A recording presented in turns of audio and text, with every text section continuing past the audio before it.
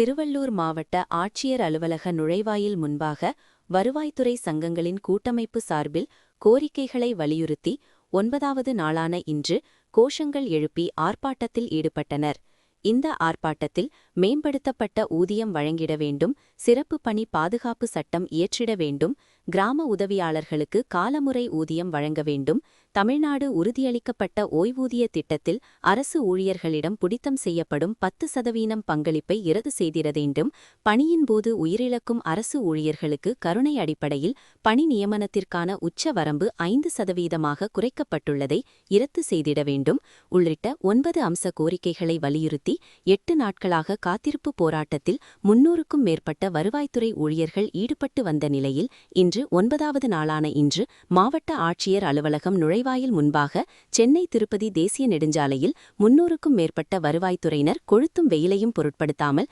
சாலையில் அமர்ந்து மறியலில் ஈடுபட்டதால் அந்த சாலையில் போக்குவரத்து பாதிக்கப்பட்டது. இதனையடுத்து அங்கு சாலை மறியலில் ஈடுபட்ட வருவாய்த்துறையினரை போலீசார் கைது செய்து தனியார் திருமண மண்டபத்தில் அடைத்தனர்.